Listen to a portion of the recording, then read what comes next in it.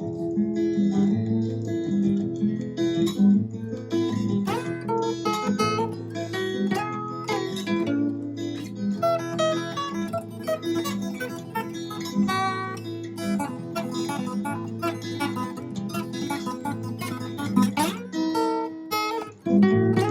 বল, মানে আমার মনে হয় যে সৌমিক আমাদের মধ্যে একদম খুব ফ্রেশ গ্রাজুয়েট।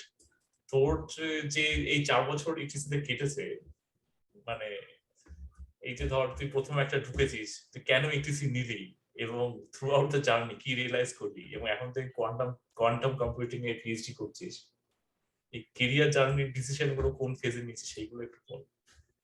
হ্যাঁ, বেশ ভালো একটা প্রশ্ন। তো আমি ইটিসি নিয়েছিলাম মানে সে 2014-তে। আর তখন অত কিছু ভাবিনি আর কি, মানে আমি দেখলাম যে এই র্যাঙ্ক হয়েছে, এই স্ট্রিম পাচ্ছি, নিয়ে নিই। মানে ওই বেসিক্যালি এইটাই সবচেয়ে বেস্ট চয়েস ছিল। আমি দেখেছিলাম যে আমার একজন সিনিয়র খুব চেনা ছিল, দেবদীপ্তদা খুব চেনা ছিল। তো দেবদীপ্তদা ইটিসি পড়েছিল, তাই আমি ভাবলাম যে আমি ওটা পড়বো, এরকম একটা ব্যাপার ছিল। অত ভেবে টেপে কিছু নেই। তারপরে 4 বছর বলতে গেলে ইঞ্জিনিয়ারিং আমার অতটা ভালো লেগেছে আমি বলবো না, কিন্তু এটাও সত্যি যে ইঞ্জিনিয়ারিং ছাড়া 2014-তে দাঁড়িয়ে, তখন আমি সবে 12 পাস করছি, আর তখন অন্য কিছু পড়ার রিস্কটা হয়তো আমি মানে আবার ফিরে গেলেও নিতাম না। মানে ইন্ডিয়াতে যে ব্যাপারটা, যে ইঞ্জিনিয়ারিং ছাড়া তুমি যদি অন্য কোনো স্ট্রিম পড়ো, ধরো মানে পিওর ম্যাথ বা ফিজিক্স পড়ো কিছু একটা, আহ, সেটার মানে ক্যারিয়ার পাথ গুলো পরে আমার মনে হয় অনেকটা লিমিটেড হয়ে যায়। ইঞ্জিনিয়ারিং এ তুমি ইঞ্জিনিয়ারিং 4 বছর পড়লে তারপরে আর কি, তারপরে বিভিন্ন দিকে যেতে পারবো, মানে একটা মানে সব অপশনই খোলা থাকে। মানে ওই একটা বলে না যে in India first you do engineering then you do something else. তো আমার 4 বছর যাদবপুরে এটা বলা যাবে মানে এই ডিসকাশনের কোর্সে আমি আমি যেটা এমনি ছোট্ট করে যেটা যদি বলতে হয়, তাহলে আমার ইটিসির ওই হার্ডওয়্যার টার্ডওয়্যার পার্টটা খুব একটা একদমই ভালো লাগেনি আর কি। মানে আমি ওই যে ওই তার ফার জুড়তে হবে, তারপর ব্রেডবোর্ড নিয়ে কাজ করতে হবে, এইখানে এই চিপ বসাতে হবে, আইসি বসাতে হবে, আমার ওগুলো একদম পারতাম না। তো আমি যেটা আমার যেটা ভালো লাগতো যে ওই থিওরি টিওরি একটু ভালো লাগতো, কিন্তু সেই সাথে আমার আবার মানে থিওরি ভালো লাগতো, কিন্তু আবার কোড করতে অতটা ভালো লাগতো না। তো আমি এমন কিছু একটা করব ভেবেছিলাম পরে, যেখানে আমাকে কোড করতে অতটা হবে না, আর সেই সঙ্গে থিওরি টিওরি নিয়ে একটু পড়তে পারবো। তো সেখান থেকেই কোয়ান্টাম কম্পিউটিং এর থিওরি নিয়ে আর কি। মানে এখানে কোড করতে হবে না, বিকজ কোয়ান্টাম কম্পিউটার নেই এখন, তাই যে জিনিস নেই সেখানে আমি কোড কি করবো। আর এমনি থিওরি নিয়ে পড়া যাচ্ছে, সেটা ভালো লাগছে। তোমার জার্নিটা যদি বলতে প্রত্যয়। আমাদের মানে আই গেস আমি আর অনুজিৎ এটা নিয়ে কিছুটা ডিসকাসও করেছি যে ওই আর কি, ছোট থেকে জানি যে জয়েন্টে ভালো রেজাল্ট করতে হবে, এবার জয়েন্টে ভালো রেজাল্ট করে কি করতে হবে সেটা কেউ বলে। এবারে করে একটা ক্রাইসিস আর কি, এটা প্রচন্ড ভয় যে কি করবো জানি না। এবারে 2003 যারা পাস আউট ছিল আমাদের ইটিসি বা ওইসব ডিপার্টমেন্ট থেকেও চাকরি বাকরির অবস্থা খুব একটা ভালো ছিল না, ঠিক আছে। এইবারে এইখান থেকে সামহাও একটা মানে রোটে গেছিল যে কম্পিউটার সায়েন্স বা আইটির মার্কেট ডাউন হচ্ছে এবং কোর যে জিনিসগুলো সেইগুলো পড়াটা বেটার। এবারে সেইটা একটা অফকোর্স কমপ্লিটলি মিসকনসেপশন। সেইখানে লোকে বলছিল যে এরকম মানে যেই ধরনের সার্কিট ডিজাইন বা এই ধরনের জিনিসগুলো পড়াটা বেটার, সেই কারণে ইলেকট্রনিক্স নেওয়া উচিত। তো ওইরকম একটা ছিল। তো আমাদের বেলায় জয়েন্টে মানে ইলেকট্রনিক্স মানে সবাই প্রথম থেকে ম্যাক্সিমাম মানে এক্সেপ্ট একদম মানে খুব এক্সেপশন ছাড়া সবাই ইলেকট্রনিক্স নিয়েছে। এবার আমি ইলেকট্রনিক্স নিয়েছি, ভালো ঢুকে গেছি। এবার ঢুকে মানে কি করবো কিছু বুঝতে পারছি না আর কি। মানে পড়াশোনা ডেফিনেটলি ইঞ্জিনিয়ারিং এর ম্যাক্সিমাম জিনিসটাই ভালো লাগছে না, প্লাস গোলটা কি সেটা বুঝতে পারছি না। এবারে এরকম একটা অ্যাটমসফিয়ার ছিল যে ব্যাপারটা এরকম ছিল। 2003টা খুব খারাপ গেছিল, এবার 2004 থেকে একটা সর্ট অফ ভালোই চাকরি বাকরি পেতে শুরু করে লোকজন, ঠিক আছে। এবারে আমরা যখন ঢুকি, আমরা 2004-এ ঢুকি, এবারে সেই ব্যাচটা তখন ক্যাম্পাসিং চলছে, মানে যারা 2005 পাস আউট, ঠিক আছে। এবার ওদের মানে বেশ ভালো চাকরি বাকরি হচ্ছে এবং মোটামুটি একটা ইয়ে দেখা যাচ্ছে চাকরি করার জন্য পড়াশোনা করার দরকার নেই বেশি, এবং ফাইনাল ইয়ারে গিয়ে কিছু পার্টিকুলার জিনিসপত্র পড়া দরকার। তো এইরকম ধরনের ব্যাপার বুঝতে পারি। মানে তখন আইডিয়াটা ক্লিয়ার নয় যে কি করবো জীবনে, মানে জীবন নিয়ে কি করবো সেটা একদমই ক্লিয়ার নয়। তো একটা প্রশ্ন ছিল, তুমি যখন ইটিসি পড়ছিলে কখনো ভাবনি যে ফার্দার স্টাডিজ করবে? কেন ইটিসি তে একটা চল আছে না ফার্দার স্টাডিজ করার, চারিপাশে দেখবে অনেকজন, আমি শিওর তোমার ব্যাচে অনেকজন নিশ্চয়ই গেট দিয়েছে, তাহলে এমএস পিএইচডি করতে বিদেশে গেছে।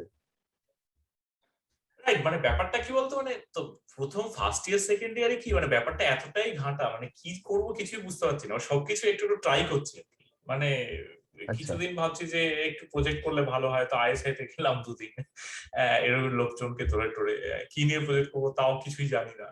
তো ব্যাপারটা যেটাই ট্রাই করছি সেটাই ভালো লাগছে না আর কি। তো এইরকম ভাবে ট্রাই করতে করতে এগোচ্ছি আর কি।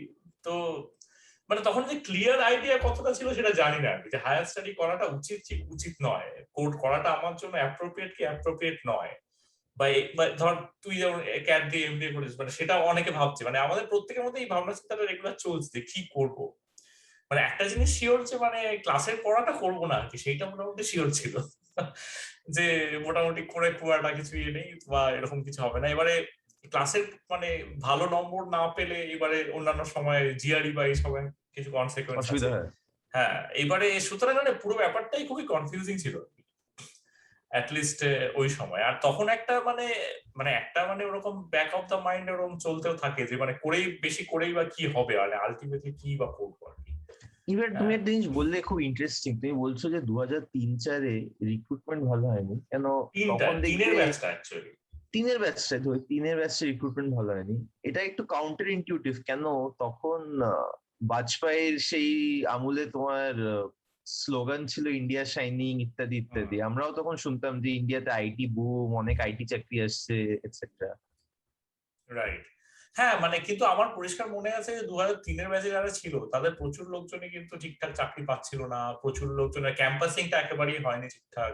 এবারে সেটার এক্সাক্ট রিজনটা কি আমার ঠিক আমি বলতে পারবো না, মানে এইটা আমার কাছে আমরা আচ্ছা, 2008 পাস আউট, সেক্ষেত্রে আমাদের তো প্রচন্ড ভালো ক্যাম্পাসিং হয়েছিল আর কি। মানে আমাদের সময় থেকে ক্যাম্পাসিং এ মানে পিক করে আর কি বেসিক্যালি, মানে আমাদের ঠিক। আমাদের যখন ক্যাম্পাসিং শুরু হলো তখন প্রথম ইয়াহু আসছে, টি শ আসছে, এই কোম্পানিগুলো আসা শুরু করেছে। হ্যাঁ, তার আগে 2-3 বছর ধরে দেখেছি যে আমি বেসিক্যালি আইটি কোম্পানি ছাড়া আর খুব একটা মানে টিসিএস ইনফোসিস ছাড়া খুব একটা কেউ আসছে না। তো এই ব্যাপারটা একটু অদ্ভুত, মানে 2003-এর ব্যাচটা কিন্তু মানে আমরা যে সময়টা ঢুকছি ঠিক আছে তখন কিন্তু 2004 বেরোচ্ছে আর কি। এবার 2004-এর ব্যাপারটা আমার কাছে কমপ্লিটলি ক্লিয়ার না, কিন্তু 2003-এর ব্যাপারটা বেশ সাফার করেছিল। এটা সেখানে আমি জানি, কিন্তু এটা চাকরি পাওয়া মানে খুবই অসুবিধা, মানে সবাই টপাররা বসে আছে চাকরি ছাড়া শেষ অব্দি। একেবারেই একেবারেই। তো এই ব্যাপারটা খুব স্ট্যান্ডার্ড ছিল যে মানে তখন ব্যাপারটা ক্লিয়ার নয় আর কি যে কি করবো। আর আরেকটা মানে অনেক রকম মিস ইনফরমেশনও থাকে যে মানে এই যে ধর for example electronics over computer science কেন নেবো আর কি, মানে এর কোনো যুক্তি আশ্বাস নেই, মানে মানে ওরকম এটা একটা ব্যাপার যুক্তি ছিল যে আছে, একটা যুক্তি আছে আমার মনে হয়, আমার যেটা মনে হয় should have been the basis is, সবার একটা ন্যাক থাকে, আমরা বেসিক্যালি জয়েন্ট দিচ্ছি, জয়েন্টে সবাইকে আমরা প্রশ্ন জিজ্ঞেস করি ফিজিক্স কেমিস্ট্রি ম্যাথসে, কেমিস্ট্রিটা আমি বাদ দিলাম, কেমিস্ট্রি ইলেকট্রনিক্স বা কম্পিউটার সায়েন্স কারোর সাথে কোনো লিঙ্কই নেই, কিন্তু ইলেকট্রনিক্স কম্পিউটার সায়েন্স আমার মনে হয় যেটা ফান্ডামেন্টাল ডিফারেন্স হচ্ছে electronics is more tune for people who like physics, computer science is more tune for people who like maths, আমার তাই মনে হয় পার্সোনালি। ক্যান কেন বি জাস্টিফাইড অ্যাজ দ্যাট, মানে এটা আমি অনেককে সেটাও বলতাম যে মানে আমারও ফিজিক্স খুব ভালো লাগতো এবং ফিজিক্স আমি মানে 4-5টা বই পড়েছিলাম 11-12-এ, তো সেটাও আচ্ছা, একটা। কিন্তু অ্যাজ সাচ মানে জানি না মানে এইটা কি একদম সঠিক ধারণা আমার, তাহলে তো ফিজিক্স অনার্স পড়া উচিত দাদা। মানে আমার মনে সে হয় তো তোর যদি কোনো সাবজেক্ট ভালো লাগে, মানে সৌমিক একটা যেটা বলেছে অপরচুনিটি, আমার অপরচুনিটিটা খুব বড় টার্ম। মানে এই যে ধর ইঞ্জিনিয়ারিং পড়লে একটা বেসিক তৈরি হতো, সেখান থেকে অনেক দিকে মুভ করা যায়। মানে ধর তুই অনার্স পড়লি মানে তুই ওখানে কমিট করে ফেললি যে আমি এই জিনিসটা নিয়ে সারা জীবন পড়বো, সুইচ করাটা ডিফিকাল্ট। মানে ধর আমি এখন ক্রিপ্টোগ্রাফিতে কাজ করি, যেটা ইলেকট্রনিক্স থেকে অনেকটাই দূরে, তাও ফর এক্সাম্পল অনুজিৎ ইকোনমিক্সে কাজ করে, সেটা আরো দূরে। কিন্তু এই যে অনেক জিনিসগুলো করতে পেরেছে, এবারে ধর ফিজিক্স অনার্স থেকে সেই জিনিসটা কতটা করতে পারবে। আরেকটা জিনিস যেটা মনে হয় হোল্ডস ট্রু হচ্ছে, তোমার ইলেকট্রনিক্স থেকে কম্পিউটার সায়েন্সে যাওয়া যায়, যেটা তুমি করেছো, সমীকও করেছে, রাইট, কিন্তু ভাইস ভার্সা পসিবল না। সেটাও কি বলে কমপ্লিটলি সত্যি নয়। মানে ধর ইলেকট্রনিক্স মানে কি বোঝাচ্ছে, মানে ইলেকট্রনিক্স মানে ধর কিছু ইলেকট্রনিক্স এর মাইক্রোওয়েভ বা এই ধরনের কিছু সাবজেক্ট আছে কন্ট্রোল কন্ট্রোল ইঞ্জিনিয়ারিং, স্পেসিফিক কিছু, কিন্তু ইলেকট্রনিক্স একটা বড় অংশ তো বেসিক্যালি ধর এমবেডেড সিস্টেমস থেকে শুরু করে এইগুলো কম্পিউটার সায়েন্স মানে কম্পিউটার সায়েন্স ইলেকট্রনিক্স এর পার্ট আর কি। এগুলো এই ডিস্টিংগুইশ করা খুব ডিফিকাল্ট। মানে ধর খুবই। বিদেশে যেটা দেখা যায় যে ইইসিএস, ইএসএস একটা বিশাল একটা ডিপার্টমেন্ট এবং তার মধ্যে নানা রকম ধর মানে ছোট ছোট ইউনিট আছে। তো আমার মনে হয় যে আমাদের এই ধরনের জিনিসপত্রই দরকার, মানে এই ধর ইলেকট্রনিক্স, কম্পিউটার সায়েন্স, আইটি বলে একটা আলাদা ডিপার্টমেন্ট। এবং মজার ব্যাপার হচ্ছে যে আইটি ডিপার্টমেন্টটা মানে আমাদের সময় অ্যাটলিস্ট অনেক পরে তার ভর্তি হতো আর কি। মানে আমাদের সময় ধর টেকনিক্যালের পরে আইটি ভর্তি হতো আর কি। Very surprising. শ্রমিকদের সময় কি কেমন ছিল জিনিসটা, মানে শ্রমিক তোদের সময় আইটি কি আগে? আমাদের সময় প্রথমে তো কম্পিউটার সায়েন্স, তারপর ইলেকট্রনিক্স, আইটি তারপরে ভর্তি হতো, মানে ওই জাস্ট ওই থার্ড বা ফোর্থ চয়েস থাকতো লোকের। মানে আইটি আমাদের সময় মেকানিক্যাল, ইলেকট্রিক্যাল বা এই টাইপের ডিপার্টমেন্টের চেয়ে অনেক বেশি ডিমান্ড হয়ে গেছে। মানে এটা আমার খুব ভ্যালিড প্রশ্ন। আমার সময়ও মানে ট্রেন্ডটা অনেকটা প্রত্যয়দের সময় মতনই ছিল, আইটি অনেকটাই পরে ক্লোজ করতে। ইনফ্যাক্ট আমাদের সময় বোধহয় আইটি সিভিলের ক্লোজিং এর কাছাকাছি ছিল, আইটি আর সিভিলের ক্লোজিং কাছাকাছি ছিল, খুব বেশি ডিফারেন্স ছিল না দুটোর মধ্যে। তোর কখনো কোনো ইনসেন্টিভ ছিল না এই যে ধরে নে তুই দেখছিস যে আইটি বা কম্পিউটার সায়েন্সে ক্যাম্পাসিং এত ভালো, আর মোরালেস কম্পিউটার সায়েন্সে যেই কোম্পানিগুলো আসে সবাই আইটি কেও বসতে দেয়, আর রিক্রুটমেন্টের ক্ষেত্রে এপসাইলন ডিফারেন্স। আর দুটোর মধ্যে তুই যদি স্ট্যাটিস্টিক্স দেখিস in terms of recruitment package etcetera, IT আর কম্পিউটার সায়েন্সের মধ্যে প্রায় কোনো পার্থক্য নেই, ফ্র্যাঙ্কলি বলছি। মানে তুই যাই পড়িস না কেন 4 বছর, and outcome is similar if you want to do a job. তোর কখনো ওইটা ইনসেন্টিভ ছিল না নাকি তুই আগে থেকেই ক্লিয়ার ছিলি যে তুই এরপরে পড়াশোনা করবি? হ্যাঁ, প্যাকেজ যেরকম বললে প্রায় সেম, আইটি আর কম্পিউটার সায়েন্স প্রায় কোনো ডিফারেন্স নেই। আমি যখন ঢুকেছিলাম তখন আমার মানে মেইন কারণ ঢোকার হচ্ছে, আমি দেখেছিলাম যে দেবদীপ্ত দা পিএইচডি করতে যাচ্ছে, দেবদীপ্ত দা ড্যাড পেয়েছে, স্কলারশিপ পেয়েছে। তো আমি বেসিক্যালি দেবদীপ্ত দাকে পুরো ফলো করতে চেয়েছিলাম যে দেবদীপ্ত দা এই করছে, আমি চিনি। আমার মার স্কুলে পড়তো, আমার মা যেখানে পড়াতো হেয়ার স্কুলে, দেবদীপ্ত দা মনে হয় ফার্স্ট 4-5টা ক্লাস ওখানে পড়েছে। তো আমি যেহেতু চিনতাম আগে থেকে, এরকম একটা এক্সাম্পল ছিল, আর দেবদীপ্ত দার রিসার্চ ইমপ্লাইড ছিল, প্লাস এই ক্যারিয়ার ট্র্যাজেক্টরি এটা ফলো করেছিল, আমি সেইটাই বেসিক্যালি মানে 11 পর্যন্ত জানতাম না কিছু, আমি সেইটা মানে সেই পাথটাই ব্লাইন্ডলি ফলো করতে গেছিলাম। তো সেখান থেকে মোটামুটি ফার্স্ট 2 ইয়ারের ডিসিশন গুলো সব ওই দেবদীপ্তদাকে ফলো করার নিয়েই বেসিক্যালি। আচ্ছা, দেবদীপ্ত তো বিখ্যাত কেন, ও মেডিকেলে ফার্স্ট হয়েছিল জয়েন্টে ইত্যাদি। মেডিকেলে ফার্স্ট হয়েছিল। হ্যাঁ, তোমরা কয়েকটা পয়েন্ট বললে, আমি জাস্ট সেই পয়েন্ট নিয়ে একটু ফলো আপ করতে চাই। প্রত্যয়তাদের বেলা যেমন বললে যে 2003-এ যেমন যেটা বললো প্রত্যয়তা যে খুব একটা ভালো প্লেসমেন্ট হয়নি, আমি যেটা শুনেছিলাম যে আমরা যখন ঢুকছি মানে 2014-তে, 2014 ব্যাচেও শুনেছিলাম যে প্লেসমেন্টের একটু মানে প্রবলেম হয়েছিল, মানে সেই প্লেসমেন্ট কোঅর্ডিনেটরকে চেঞ্জ করতে হয়েছিল বা সেরকম কিছু একটা। তো আমার মনে হয় সেইটাও আমাদের ব্যাচের অনেককে ইনফ্লুয়েন্স করে ছিল। যে আমার মনে হয় যে ফার্স্ট ইয়ার আমি যখন মানে কথা বলতাম বন্ধুদের সঙ্গে, সবাই বেসিক্যালি বলতো যে প্লেসমেন্ট তো খুব একটা হবে না, বিকজ বাইরের মানে এই বাকি ব্যাচ গুলো স্ট্যাট দেখছি যেরকম যে প্রিভিয়াস ইয়ারের, তো আমাদের মনে হয় ওই রিসার্চই করতে হবে, বিকজ ওই 2014-র ওই প্লেসমেন্টের ডাউনফলটা নিয়ে সবাই খুব স্কেয়ার্ড হয়ে গেছিল। তারপর আমাদের বেলা মোটামুটি রিকভার করেছিল, মোটামুটি ভালোই প্লেসমেন্ট হয়েছিল, টিআই থেকে শুরু করে ডি যেরকম বললে সবই এসছিল। তারপরে ওই সিএস কোম্পানি গুলো ইটিসি তে সবাইকে বসতেও দিয়েছিল।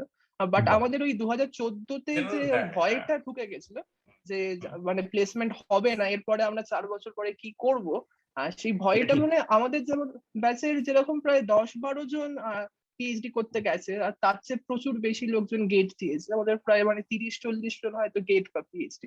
তো এই কারণটা আমার মনে হয় যে ওই ভয়টা যে প্লেসমেন্ট হবে না।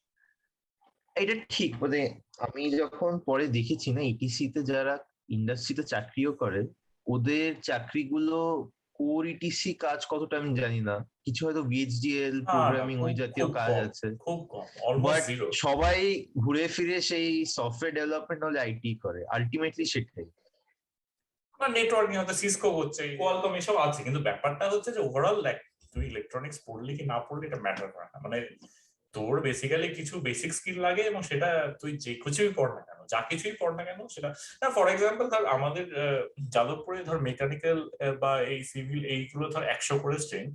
আমি তো প্রচুর লোকজনকে দেখি এই সাবজেক্ট গুলো পড়ে, এখন ধর এই সেদিনকে একটা ছেলের সাথে আলাপ হলো, ও মেকানিক্যাল যাদবপুরে পড়ে এখন এআই তে রিসার্চ করে।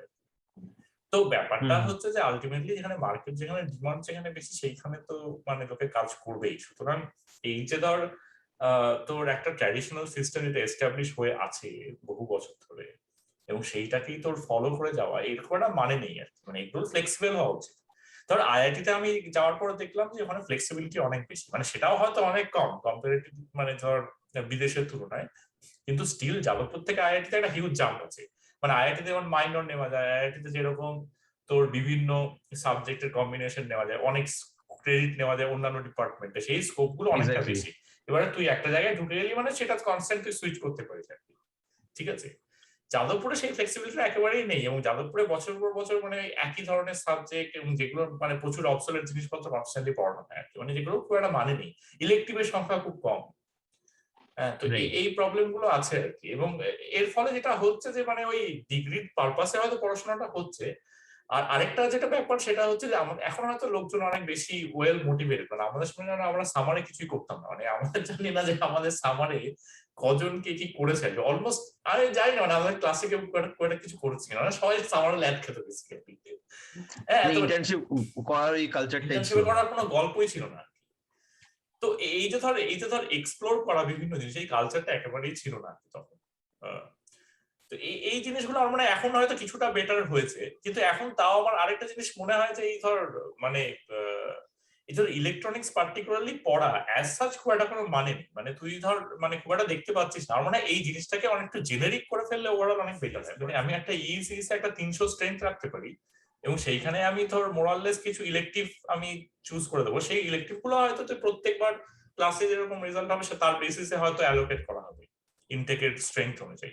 Make sense. আর লোকজনের ইন্টারেস্ট অনুযায়ী। এখানে একটা প্রশ্ন ছিল, তুমি যখন সামারের কথা বললে, সৌমিক তুই তো দেবদীপ্তকে ফলো করছিলি ফ্রম ডে ওয়ান। তুই নিশ্চয়ই সামার্স এ বা এমনি একাডেমিক্স এর বাইরে কোনো প্রজেক্ট করেছিস?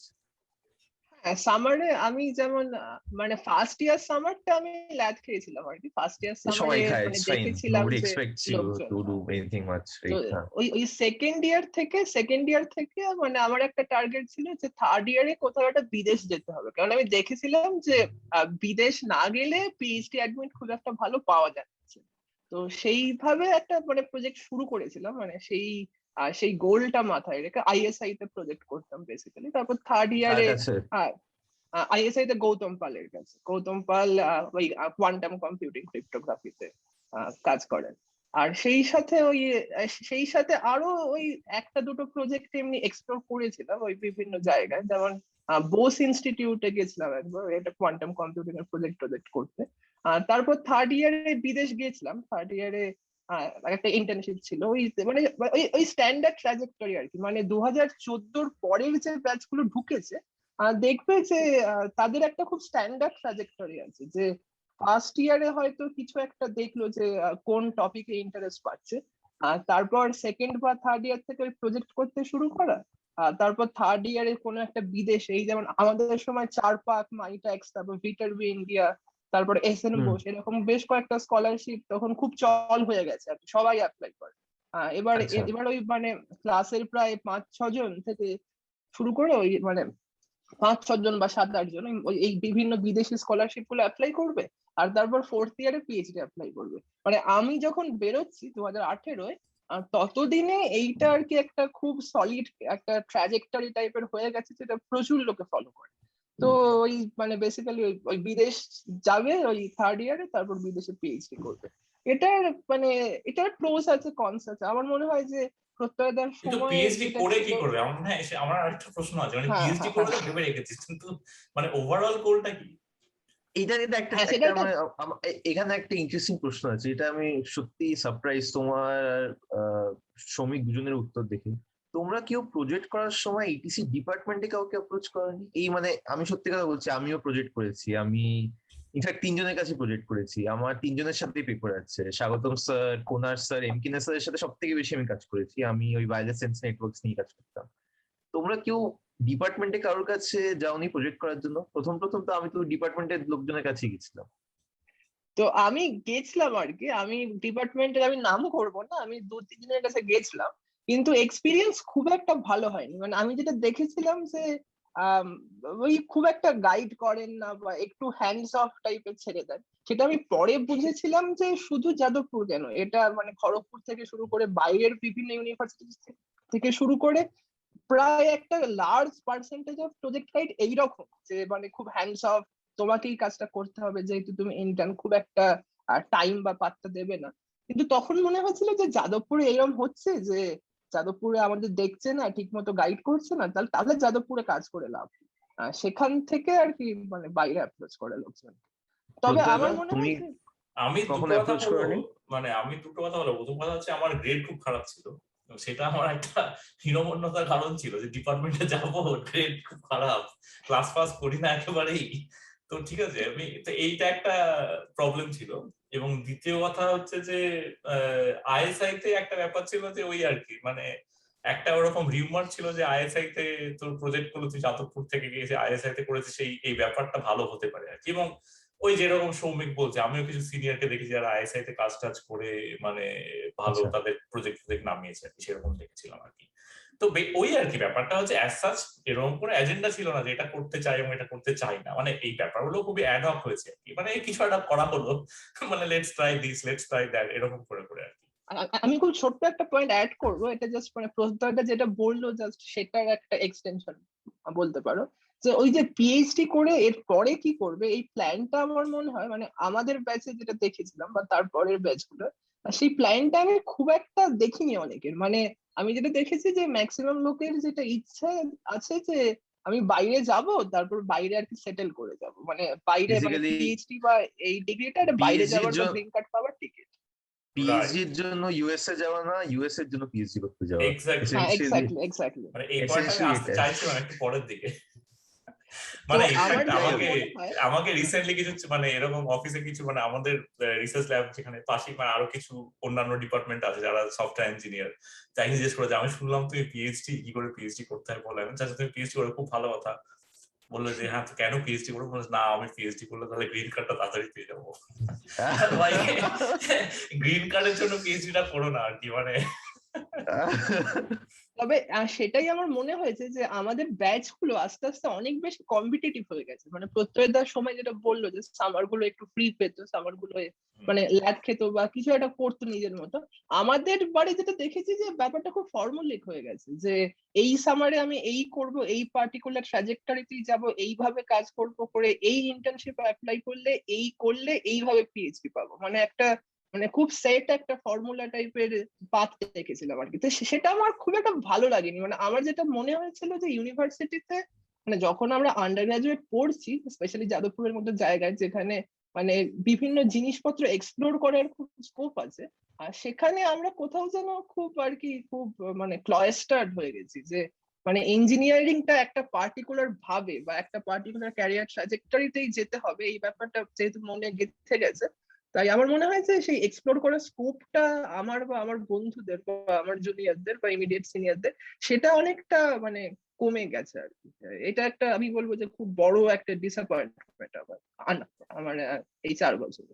মানে আমি এক্সপ্লোরই যদি করছেন। ফিরে যেতাম আবার 4 বছরে, আমার মনে হয় যে আমি আরেকটু কম কম্পিটিটিভ হয়ে আমি ধরো কাফিদার কোনো একটা ক্লাস নিতে পারতাম বাংলা ডিপার্টমেন্টে, আমি জাস্ট বসে, বা আমি মানে মানে মানে আন্ডার গ্রাজুয়েটটা আমার মনে হয় যে শুধু মানে জাস্ট এই টাইপের একটা ক্যারিয়ার ট্রাজেক্টরিতে, মানে আন্ডার গ্রাজুয়েটটা আমি এর পরে পিএইচডি করব বা এই করব, এইভাবে না দেখে আরেকটু যদি মানে মানে ওই সেই মাইন্ডটা ব্রডেন করা যায়, মানে সে খুব নাইভ একটা আইডিয়ালিজম বলতে পারে, বাট যদি সেটা করা যায় আমার মনে হয় সেটা অনেক বেটার হবে। আমার মনে হয় আন্ডার গ্রাজুয়েট ডিগ্রিটা, আন্ডার গ্রাজুয়েটে আমরা খুব একটা বেশি কিছু শিখি না, মানে সেটা যা ডিগ্রি পড়ি সেখানে। তো আমার মনে হয় যে মানে টাইমটা আরেকটু বেটার ইউটিলাইজ করা যায় যদি আমরা মানে আরেকটু বেশি মানে কলেজের চারদিকে মানে চারদিকে জিনিসপত্র আরেকটু বেশি এক্সপ্লোর করি আর কি। আর যাদবপুরের একটা খুব বড় অ্যাডভান্টেজ যে আমরা আর্টস শুধু ডিপার্টমেন্ট। ইঞ্জিনিয়ারিং ই পাচ্ছি না, আর্টস ডিপার্টমেন্ট আছে, সায়েন্স ঠিকই। আছে। তো এই এই পুরো ইউনিভার্সিটির এই পুরো ব্যাপারটা ইউটিলাইজ করা সেটা মানে সেটা কোথাও হয়নি আর কি। আমার সেটা আমার একটা রিগ্রেট থেকে যায়। তো সৃঞ্জয় বল, মানে তোর ট্র্যাজেক্টরিটা আমাদের হচ্ছে অনেকটাই আলাদা। আমার ট্র্যাজেক্টরি হচ্ছে কি একদম স্ট্যান্ডার্ড ট্র্যাজেক্টরি। আমি জয়েন্ট দিই, আমার মনে আছে আমরা যখন যাচ্ছি, আমি 9th ছিলাম, যে 5th আর যে 8th তারা আমার আগে ঢুকেছিল। তো ওরা যাচ্ছে, ওরা ডিসাইড করলো যে ওরা ইলেকট্রনিক্স নেবে। তখন বিজি স্যার আর সান্যাল স্যার জিজ্ঞেস করেছিল ওদের সবাইকে যে তোমরা কি নেবে, ইলেকট্রনিক্স না কম্পিউটার সায়েন্স? সবাই বলেছিল ইলেকট্রনিক্স। জিজ্ঞেস করেছিল কেন নেবে ইলেকট্রনিক্স, তখন বললো যে ভালো লাগে ইলেকট্রনিক্স। তো ইলেকট্রনিক্স কি পড়ায় তুমি জানো? না আমরা কিছু জানি না।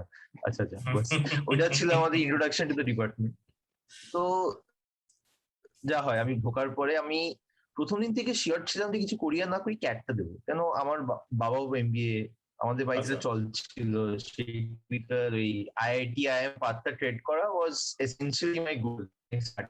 সেকেন্ড ইয়ারে আমি দেখি আমার সব বন্ধুরা তোমার ওই প্রজেক্ট করছে, স্বাগতম স্যারের কাছে কেউ করছে, কেউ এমকেএন স্যারের কাছে, ইত্যাদি ইত্যাদি। ওনার স্যার বোধহয় নিতেন না তখন, ওনার স্যার থার্ড ইয়ারের আগে নিতেন না। তো আমিও ওদের দেখে সেই স্বাগতম স্যারের কাছে প্রজেক্ট করা শুরু করলাম। ওই বছরই স্বাগতম স্যার ছেড়ে যান আইএসআই তে, উনি ওই আইএসআই ইলেকট্রনিক্স কমিউনিকেশন ইউনিটে জয়েন করেন। তো ওই আইএসআই যেতাম, গিয়ে ওখানে প্রজেক্ট করতাম, ভালো লাগতো বেশ। মানে প্রজেক্টের সূত্রে ম্যাটল্যাব শেখা, কিভাবে প্রথমবার রিসার্চ পেপার পড়তে হয়। আর আমার কাজ ছিল এভলিউশনারি কম্পিউটিং নিয়ে, তো এই combinatorial algorithm, ant colony, bee colony etcetera এইসব করতে বেশ ভালোই লাগছিল। এইসব করতে করতে প্রজেক্টের থ্রু আমি সেকেন্ড ইয়ারে পরে গেছিলাম তোমার এনটিইউ তে, নানয়াং টেকনোলজিক্যাল ইউনিভার্সিটি সিঙ্গাপুরে। ওখানে আমি সামার্স করেছিলাম। ওই সামারটা করার পরে না আমি একটা জিনিস বুঝলাম যে একটা পিএইচডি স্কলারের লাইফ, আমি তো তখন অনেক পিএইচডি স্কলারদের আপ ক্লোজ এন্ড পার্সোনাল দেখেছিলাম, আমার পার্সোনালি খুব একটা অ্যাপিলিং লাগেনি। বিকজ ওই যে এন্টায়ার স্ট্রেচটা 5 ইয়ার্স এর, আমার মনে হয়েছিল তখন যে it's a difficult task. You have to really love the subject if you have to constantly attack a problem day in and day out. Uh, Getting into a PhD and doing it for the sake of migrating to a country, etc., was not a very good deal. আর আমি আরেকটা সত্যি কথা বলছি, আমার migrate করার এই ফ্যাসিনেশনটাও কম ছিল। আমার 2 মাসই বিদেশে থাকে। আহ, আমি খুব ছোটবেলার থেকে ভালো দিকটা ছাড়া খারাপ দিকটাও দেখেছি, এন্ড আই নো যে what are the challenges involved in staying abroad. মানে ওই যে একটা যেটা টিপিক্যাল একটা হ্যালোড পোর্টাল হিসেবে দেখে না টিপিক্যাল আমাদের ডিপার্টমেন্টের লোকজন, সেটা আমার কখনোই ছিল না। এটা প্যারাডাইস দেখে, সেটা আমার হলিউড প্রোপাগান্ডা আর কি, প্রপাগান্ডা, সেটা কিন্তু আমার কোনোদিনও ছিল না। আমি প্রথম দিন থেকে জানতাম যে সবকিছুরই প্রোজ এন্ড কনস আছে, তার একটা ডেফিনেট প্রো আছে, অনেকগুলো প্রোই আছে, কনসও আছে। তো এই জন্য আমি সেকেন্ড ইয়ারের পরে থার্ড ইয়ারের সামারটা আমি করেছিলাম একটা কোম্পানিতে। আমি একে তো আমি পিপিও চেয়েছিলাম, আমি সামার্সে পর আর ফাইনালসে বসতে চাইনি। আমি একটা কোম্পানিতে করেছিলাম ইন্টার্নশিপ, পিপিও পেয়েছিলাম। আর বাস তারপরে ক্যাট দিই, আমি ক্যাটও দিয়েছিলাম, জিআরইও দিয়েছিলাম, পিএইচডিও হয়েছিল, আর ক্যাটে আইএমএ আর বি হয়েছিল। আমি লাস্টে চুজ করলাম আইএমএ যাওয়া। বাস আইএমএ গিয়ে এমবিএ করার পর আমি দেখছি যে আমার অঙ্কই পছন্দ, ন্যাচারাল ফিট হচ্ছে গিয়ে ফাইন্যান্স করা, কেন ওখানে অঙ্ক লাগে। বাস আমি তারপরে ফাইন্যান্সে ঢুকে গেলাম, ট্রেডিং করতে শুরু করলাম, আর সেটাই করছি। খুবই ক্লিশে ট্র্যাজেক্টরি আমার। হ্যাঁ মানে এখানে একটা ইন্টারেস্টিং ব্যাপার আছে, মানে এই বিদেশ যাওয়ার ফ্যাসিনেশন, কিছুটা আইডিয়ালিজম আর কি।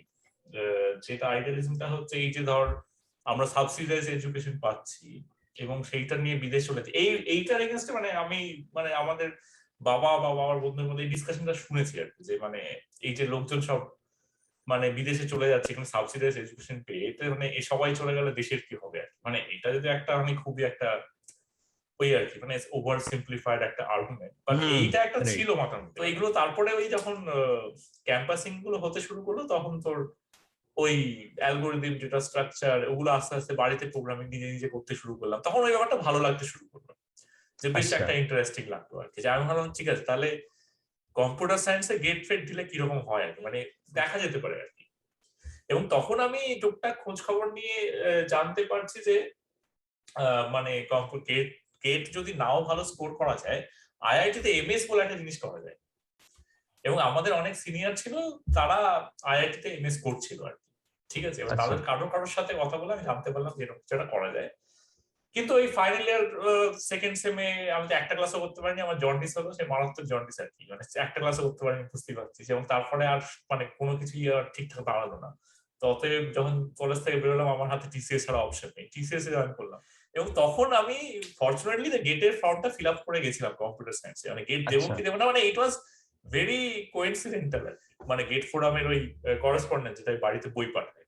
তারপরে আমি ফিরে এসে ওই সময় ডিসেম্বর মাসে ফিরলাম, ওই জাস্ট আমাদের কনভোকেশনে জাস্ট আগে আগে ফিরেছিলাম আর কি চেন্নাই থেকে। তারপরে বেশ তো চেন্নাই থেকে ফিরে এসে দুর্দান্ত লাগলো, মানে বাড়িতে বসে আছি, মানে ওই ডিপ্রেশনটা কেটে গেল তখন। তারপরে আস্তে আস্তে গেট ফোরামের বইটাগুলো পড়ে, মানে ফরচুনেটলি আমাদের বেলায় গেটের মানে আমি অ্যাকচুয়ালি 60% কোর্স কভার করেছিলাম কম্পিউটার সায়েন্সের, এবং আমাদের বেলায় কম্পিউটার সায়েন্সের আইটি মার্চ করে দিয়েছিল। আচ্ছা, এবার ফরচুনেটলি আমি যে জিনিসগুলো পড়েছিলাম ওরা সেই জিনিসগুলোই অ্যাকচুয়ালি বেশি প্রশ্ন করেছিল। মানে এটা খুবই লাকি ব্যাপার আর কি। মানে আমি ম্যাথসটা খুব ভালো করে পড়েছিলাম, ঠিক আছে, আর অ্যালগোরিদমস মানে প্রোগ্রামিং ডেটা স্ট্রাকচার এই পার্টগুলো, অটোমাটা আমি অ্যাকচুয়ালি খুব ভালো করে পড়েছিলাম। মানে ভালো পরীক্ষাটা দিয়ে ভালোই লেগেছিল, আমি মানে ওই আর কি, মানে সারপ্রাইজিংলি পরীক্ষাটা ভালো হয়েছিল। এবং তারপরে আমি ভেবেছিলাম যে ঠিক আছে, মানে খুব ভালো রেজাল্ট তো হবে না, মানে কিছু একটা র্যাঙ্ক হবে, আমি গিয়ে এমএস টেমএস করবো আর কি। তো সেরকম খড়গপুর একদিন কি, এখন আমার একটা বন্ধু অলরেডি, তখন আমার একটা ইয়ার লস হয়ে গেছে যেহেতু আমি ওই চাকরি করতে গেছিলাম। লস মানে চাকরি করছে, যাই হোক, রাইট, আমার বন্ধুরা তখন, আমার ব্যাচমেটরা তখন ইলেকট্রনিক্স, ওরা স্ট্যান্ডার্ড একটা মানে ওই গেট ফেট দিয়ে আগের বছর ইলেকট্রনিক্স ওরা ঢুকে গেছে, এমটেক তো করছে ছিল। হ্যাঁ, তো ওদের সাথে গিয়ে কিন্তু আমি কম্পিউটার সায়েন্সে গিয়ে লোকজনের সাথে কথা বললাম, ক্রিপ্টোগ্রাফি কথাটা আমার মনে হয় না ফোর্থ ইয়ারের আগে আমি শুনেওছিলাম আর কি, ঠিক আছে। এইবারে মানে এটা কোনো একটা কারণে আমি মানে কিছু একটা মানে পড়েছিলাম যে ক্রিপ্টোগ্রাফি বলে একটা ব্যাপার আছে যেটা এরকম মানে এইরকম জিনিসপত্র হয়, কোড ব্রেকিং হ্যাকিং টাইপের জিনিসপত্র হয় আর কি। তাহলে ইন্টারেস্ট লাগতো, গৌতম দাকে গিয়ে একদিন বললাম, সেটা মোস্ট লাইকলি আমার মনেও নেই, আরে এতদিন হয়ে গেছে না, আমি টাইম পুরো ভুলে ভুলে গেছি, কিন্তু সেটা মোস্ট লাইকলি ফোর্থ ইয়ারের কোনো একটা সময় গৌতম দাকে বললাম আমি ক্রিপ্টোগ্রাফিতে কাজ করবো। গৌতম দা বললো দাদা তোমার একটু পড়াশোনা করে এসো। তো গৌতম দা একটু হেল্প করেছিল, দুটো বইয়ের কথা বলেছিল, একটা হচ্ছে আচ্ছা, ডিসক্রিট ম্যাথস কেনেথ রজেনের, আরেকটা ওই ডিসক্রিট ম্যাথস সিএল লিওর। তো এই দুটো বই আমি খুব ভালো করে পড়েছিলাম ওই সময়, তখনই ভাবলাম যে এই জিনিসটা খুব ভালো লাগে, মানে এই ধরনের ডিসক্রিট স্ট্রাকচার তো ক্রিপ্টোগ্রাফিতে আছে, তো এই জিনিসগুলো আমি করবো। আর তখন ওই বই তো ছোটখাটো এই ক্রিপ্টোগ্রাফি আর আছে হাতে না ছিল আর কি। মানে অঙ্ক ভালো লাগতো, এবং মানে ওরকম একটা ব্যাপার ছিল যে অ্যালগোরিদমিক কিছু একটা করতে চাই। তো সেখান থেকে থিওরিটিক্যাল কম্পিউটার সায়েন্স এবং ক্রিপ্টোগ্রাফি তার একটা অ্যাপ্লিকেশন, এবং সেইখান থেকে একটা রাইট। ওরকম একটা ব্যাপার চলে এসেছিল, মানে গেটে ভালো রেজাল্ট হয়ে গেল, এবং তখন ভাবলাম যে না খড়গপুরে যাবো। আমি খুব মানে লো অন কনফিডেন্স ছিলাম যখন খড়গপুরে গেলাম, কেননা প্রথম কথা আমি ধর আইআইটি বম্বে বম্বে কাটিয়ে দিয়েছিলাম আর কি, যে বাড়ির কাছে যাবো। আচ্ছা, দ্বিতীয় কথা হচ্ছে যে খড়গপুরে গিয়েও তাও চাপে থাকতাম, কেননা ওই যেহেতু আমি ইলেকট্রনিক্স থেকে এসেছি আর কি, এবং আমার ব্যাচে ওই বোধহয় মানে আমি কম্পিউটার সায়েন্সে তোমার ক্যাচ আপ করতে ওই চাপটা ছিল, রাইট ক্যাচ আপ করতে রাইট পারবে কিনা। রাইট এবং সেইটার জন্য আমি মানে প্রচন্ড পড়াশোনা করতাম, মানে হুইচ ইজ ভেরি সারপ্রাইজ। মানে যাদবপুরে আমি কিছুই পড়াশোনা করতাম না, এবার খড়গপুরে গিয়ে আমি মোটামুটি সারাক্ষণ পড়াশোনা করতাম আর কি, প্রত্যেকটা ক্লাস তোমার করতাম। সাবজেক্টটা হয়তো ভালো লাগতো। মানে আমি যে ক্লাসগুলো নিয়েছিলাম ফরচুনেটলি মানে এমন টিচাররা পড়াতো যারা খুব ভালো পড়াতো, মানে ভালোবেসে পড়াতো, আচ্ছা, এবং পড়াতো মানে ইনফ্যাক্ট ধর ওপেন বুক এক্সাম, এই যে ধর এই যে ফ্লেক্সিবিলিটি, এই জিনিসটা আমার খুব ভালো লাগতো। মাস্টার্সে ঢুকলেন না কেমন একটা সেন্স অফ রেসপন্সিবিলিটি বেড়ে যায়, you can't waste that degree, মানে এটা কেমন আমার মনে রেসপন্সিবিলিটি হয় চলে আসে। সেটা একটা ব্যাপার যে যাদবপুর থেকে ওই ওই বেরোনোর ওই ওই ব্যাপারটা একটা ইম্পর্টেন্ট, মানে ওই যে যাদবপুর থেকে বেরিয়ে তুই অন্য একটা জায়গায়, তুই ধর আইআইএম এরকম গেছিস, এই এক্সপিরিয়েন্সটাও একটা ভেরি ডিফারেন্ট এক্সপিরিয়েন্স আমার মনে হয়। এই যে তোর একটা ট্রানজিশন হয়, আমার মনে হয় সেটা একটা পুশ করে তোকে। আইএমটা দেখো একটা ডিফারেন্ট এক্সপিরিয়েন্স, বিকজ দেখো মোরালেস এবিসি তে you will have the best people coming in from across the top 5 IITs, Right. অনেক তোমার জেনারেল স্ট্রিমে। তো IMA and everything in IM হচ্ছে রিলেটিভ গ্রেডিং। তুমি ধরে নাও একটা সাবজেক্টে 98 পাচ্ছ 100-তে, তুমি তাও বি গ্রেড পেতে পারো, বিকজ Right. তুমি দেখবে ক্লাসে হয়তো 30 জন 99 ইয়া 100 পেয়েছে 100-তে। তো IMA আমি ট্রুলি দেখেছি যেটাকে বলে কম্পিটিশন, কম্পিটিশন যাকে বলে দ্যাট চিনি না। আমি বলবো যেটা শ্রমিকদের ব্যাচের মধ্যে হয়তো অতটাও কম্পিটিটিভ না, বাট আমাদের বেলায় আমাদের টাইমের মধ্যে তোমার ইটিসিও বেশ কম্পিটিটিভ হয়ে গেছিল। এই মানে সেকেন্ড ইয়ার থেকে মোরালে সবাই স্ট্র্যাটেজাইজ করছে, প্ল্যান করছে যে কখন কি করবে, এটা করলে সিভি বেটার হবে, this will help me get an admit abroad etcetera. মানে সবাই খুব ক্যালকুলেটিভ হয়ে গেছিল টু আ লার্জ এক্সটেন্ট, যেটা আমি জানি না, তোমার কথা শুনে মনে হয় ইটিসি তে একটা বড় অংশ সেরকম ছিল না, সবাই একদম মানে মানে একটা পোর্শন ছিল, একদম যে কেউ ছিল না সেটা নয়, তবে এটাও ব্যাচ টু ব্যাচ ভ্যারি করে। মানে আমাদের জাস্ট সিনিয়র ব্যাচে ওদের যেমন প্রচুর লোকজন বিদেশে গেছিলেন, এবং ওটা একটা কালচার আর কি, ব্যাচের কালচারও কিছুটা হয়তো। শ্রমিক আমাকে একটা জিনিস বল, এটা ইটস ভেরি ইন্টারেস্টিং। তুই কখনো ভাবিসনি যে তুই নিজে বেট সেট করবি? মানে ধরে নে তুই তো অ্যাপ্লাই করছিস বিদেশে, MS PhD ইত্যাদি। Did you ever think of hedging your bets with a job বা অন্য কোনো ইন্ডিয়ান এক্সাম এটসেট্রা? হ্যাঁ, সেটা আমি ভেবেছিলাম আর কি। সেটা আমি যেমন ওই মানে থার্ড ইয়ারে যখন পড়তাম তখন ভাবলাম যে এই রিসার্চ করবো, এখানে দেখছি মানে এই 5 বছর থাকতে হবে, যেরকম মানে তুমি বললে শ্রীনিবাস যে এই 5 বছর থাকতে হবে, তো এত কিছু পড়তে হবে, এই ব্যাপারটা একটু তখন চাপই লাগছিল আর কি। তখন ভাবলাম যে আমি ক্যাটটাও সাইমultaneously দেব। তো তখন ওই ক্যারিয়ার লঞ্চারে ভর্তি হয়েছিলাম। এবার ক্যারিয়ার আচ্ছা। লঞ্চারে ওই তারপর দেখলাম যে ওই ক্লাসে যেতে অতটাও ভালো লাগছে না, ওরা একটু মানে সেই স্ট্যান্ডার্ড টাইপের জিনিসপত্র পড়াচ্ছে যেগুলো হ্যাঁ তো মানে বাড়িতেও পড়তে পারি, বাড়িতেও প্র্যাকটিস করতে পারি। তো আমি খুব ঢিলে দিয়েছিলাম আর কি। তারপরে ওই থার্ড ফোর্থ ইয়ারে তারপরে আমার মানে প্ল্যানটা ছিল যে ঠিক আছে আমি ফোর্থ ইয়ারের শুরুতে জিআরই দিয়ে দেখবো যে কিরকম স্কোর হচ্ছে। খুব কম স্কোর বা খুব একটা ভালো স্কোর না হলে তাহলে ক্যাটটাতেই ফোকাস করবো, না হলে ওই জিআরই দিয়েই তারপরে বিদেশে যাওয়াটাই তখন মনে হচ্ছিল যে মানে সেফার বে। বিকজ এই রাইট রাইট। ক্যাটে ওই প্র্যাকটিস করে ওই মানে এবার ক্যাটে যেটা ব্যাপার তোমাকে প্রচুর প্র্যাকটিস করতে হবে, মানে ওই প্রথম এই লাস্ট 3-4 মাসে প্রচুর মক টেস্ট দিয়ে একদম ঘড়ি বেঁধে সলভ করে তারপরে আর কি মানে একটা খুব বিশাল বড় একটা র্যাম্প আপ লাগে প্রিপারেশনে। তো সেটা আমার অতটার ইচ্ছা করেনি ফোর্থ ইয়ারে উঠে। তখন ইন্টার্নশিপও পেয়ে গেছি, তখন বাইরে একবার ঘুরে এসেছি, তখন আর মানে ওই ওই ওই কম্পিটিটিভ মানে অ্যাটমসফিয়ারটা যেতে আর খুব আই একটা ইচ্ছে আন্ডারস্ট্যান্ড। করেনি। হ্যাঁ তারপরে তারপরে ফোর্থ ইয়ারে আমি তারপরে ওই জিআরই দিয়েছিলাম, জিআরই ভালোই হয়েছিল মোটামুটি। আর তারপরে আর ক্যাটটা দিতে অতটা ইচ্ছা করেনি। তারপরে মা রাইট। তাও বলেছিল যে ক্যাটে বস, তারপরে আমি বসেছিলাম, মানে প্রিপারেশন ছিল না কিছু, তাও বসেছিলাম আর কি। তো খুব একটা ভালো পার্সেন্টাইল আসেনি, কিন্তু ব্যাঙ্গালোরে একবার কল এসেছিল, তো ব্যাঙ্গালোরে আচ্ছা ইন্টারভিউ দিতে গেছিলাম, আমার মানে ভালোই লেগেছিল মোটামুটি, তারপরে কনভার্ট হয়নি। তো মানে শেষ পর্যন্ত তাই যখন মানে ফোর্থ ইয়ারের শেষে আমি যাই তখন মানে জাস্ট ওই জিআরই দিয়ে তারপর বিদেশ যাওয়াটাই তখন মোটামুটি ফাইনাল হয়ে গেছে, বিকজ আর ফাইনাল। বেশি কিছু আমি ভাবিনি। তো আর যেটা ওই গেটের ব্যাপারটা, তো গেটটা আমি দেখেছিলাম যে আমার যে বন্ধুরা গেট পড়তো মানে তারা থার্ড ইয়ার থেকেই আর কি সেই কোচিং সেন্টারে ওই শনিবার রবিবার সেই 12 ঘন্টা 14 ঘন্টা সেই গেট পড়েই যাচ্ছে মক বাপরে, টেস্ট দিচ্ছে, মানে মানে এইটা খুব প্রত্যেকে তাদের। অদ্ভুত। মানে গেটটার জন্য তো এত প্রিপারেশন তো আমাদের মনে হয় না আমাদের ব্যাচে কেউ নিয়েছে। মানে আমাদের হ্যাঁ ব্যাচে রাইট অ্যাকচুয়ালি রাইট। একটা ছেলে অর্পণ বলে, ও বেসিক্যালি গেটে 1 র্যাঙ্ক করেছিল। তো ও এত প্রিপারেশন নিয়েছে বলে আমার তো মনে হয় না। আগে কিন্তু ইটিসি তে চল ছিল, দেখবে তোমাদের আগের ব্যাচও গেটের টপার ছিল তাই রাইট? আমাদের অভিজ্ঞতা আগের তোমাদের ব্যাচে, আগের হ্যাঁ ব্যাচ, হ্যাঁ, অভিজ্ঞতা অভিজ্ঞতা, টপার ছিল, রাইট রাইট, ঠিকই। তোমাদের ব্যাচও টপার ছিল। হ্যাঁ তো আমাদের আগে ব্যাচে মানে 1 থেকে 10-এর মধ্যে অনেকে র্যাঙ্ক করেছিল অ্যাকচুয়ালি। ইটিসি তে চল ছিল একটা যে মানে এই ফার্স্ট আমাদের সেকেন্ড 12 থার্ড যেমন কেউ টপার আসবে। ছিল আর কি, আমাদের আচ্ছা 12 আচ্ছা। টপার ছিল। এবার যে টপার ছিল সে অতটা মানে ওরকম সেই 12-14 ঘন্টা পড়ে টড়ে সেসব কিছু করেনি, সে আর কি মানে চিলি ছিল আর কি।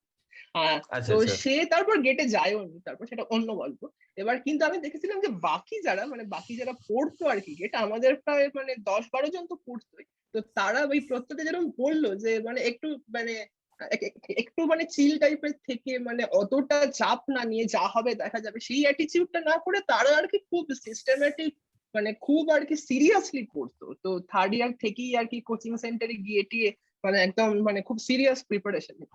আমি দেখে ভেবেছিলাম যে অত আমি আর পারবো না, মানে আমি 11-12 পড়েছি এই মানে চাপটাপ নিয়ে পড়েছি, তারপর যাদবপুরে ঢুকে এতই এই 12-14 ঘন্টা উইকেন্ডে আমার এমনি মানে ছুটিতে একটু ল্যাদ খেতে ইচ্ছে করে, তো তখন এইসব আচ্ছা পড়ে টড়ে তারপরে আর হবে না। আর এমনিও তারপরে গেটে এই প্রচুর লোক টোক দেয়, আর গেটে আমি শুনেছি যেটা যে প্রথম 100 বা 200-র মধ্যে র্যাঙ্ক না হলে ব্যাপারটা শুনেছি একটু চাপ হয়ে যায়, মানে ইন্টারভিউ দিতে হয়, মানে আরো কিছু আর কি মানে ঠিক সার্টেন হয় না ব্যাপারটা, মানে খুব স্মুথ হয় রাইট। না।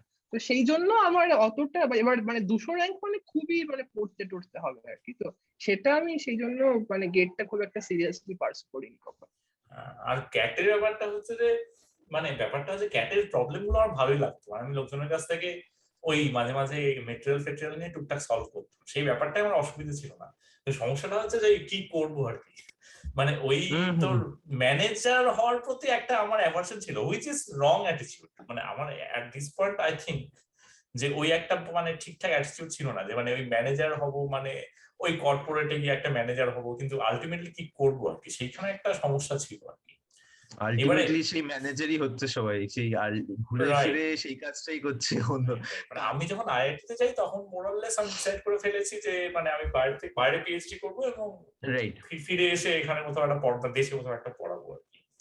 মানে সেটা এখনো আমার প্ল্যান, এটা দেখা যাক আর কি, মানে সেটা এখনো ডিলে হয়ে যাচ্ছে, কিন্তু মানে সেটা এখনো ইন্টারেস্টিং, তুমি আছে। এখানে একটা ইন্টারেস্টিং স্ট্যান্ড আমি তোমার প্রশ্ন জিজ্ঞেস করতে চাই, তুমি ডেনমার্কে কেন গেছিলে? সেটা একটা কারণ হচ্ছে যে ইউরোপে মাস্টার্স ডিগ্রিটাকে কনসিডার করে, ঠিক রাইট। আছে, ইউএসএ তে করে না। ইউএসএ তে তুই মাস্টার্স বা ব্যাচেলার করে যা, তবে একই জায়গা থেকে শুরু করতে হয় actually। দ্বিতীয় কথা হচ্ছে যে আমাদের ফিল্ডে মানে ক্রিপ্টোগ্রাফিতে ইন জেনারেল অতটা ইউএস সেন্ট্রিক নয়, মানে ইউরোপ আচ্ছা। অনেক ক্ষেত্রে ইউএস এর চেয়ে বেটার, এবং মানে অ্যাট বেস্ট আমার মনে হয় ইউএস এর ইউরোপ খুবই মানে ইকুয়ালি ভালো আর কি, ঠিক আছে। আর তৃতীয় কথা হচ্ছে যে ইউরোপের প্রতি আমার একটা ফ্যাসিনেশন ছিল যে ইউরোপে গিয়ে কিছুদিন থাকবো আর কি। আর আমি পেয়েছিলাম ওহাইও স্টেটে, মানে উইচ ইজ জেনারিক অ্যাপ্লিকেশন, মানে কিছু মানে ইউএস এর ব্যাপারগুলো আমার জেনারিক অ্যাপ্লিকেশন। আর ইউরোপে আরেকটা ব্যাপার আছে, ইউরোপে তুই যে লোকের কাছে কাজ করতে চাস সেই লোকের কাছে তুই সব যাওয়াটা ইজি। মানে ইউএসএ তে হ্যাঁ, আবার তোর ওই গ্র্যাড স্কুল এবং সেখান থেকে তুই গাইড নেবে কি নেবে না, মানে এই একটা আনসার্টেনটি থেকে ইউরোপ হচ্ছে গিয়ে তোমার গাইড যদি ইজ গাঙ্গো টু টেক ইউ, বাস কিছু বেসিক্যালি আটকাবে না মোরালেস। বেসিক্যালি। হ্যাঁ। তো এই ব্যাপারটা আমার বেটার লেগেছিল আর কি, যে মানে আমার এই ব্যাপারটা একটু চুজি ছিলাম যে আমি মানে র্যান্ডম জাস্ট আমি মানে একটা মানে অনেকে যেমন ধর টপ ওই ইউএস গ্র্যাড স্কুলের র্যাঙ্কিং দেখে টপ 20-তে হুম। অ্যাপ্লাই করে দিলাম, আমি ঠিক ওরকম ভাবে করিনি। আমি মানে যেখানে যেখানে কাজ করতে ইন্টারেস্টেড, তো আইএসআই থেকে এক রাইট। বছর থেকে পরের বছর অ্যাপ্লাই করলাম, তখন আমি এই ইয়েতে পেয়েছিলাম, মানে আরুসে ডেনমার্কে, আর বিইউতে পেয়েছিলাম অ্যাকচুয়ালি বস্টন ইউনিভার্সিটি।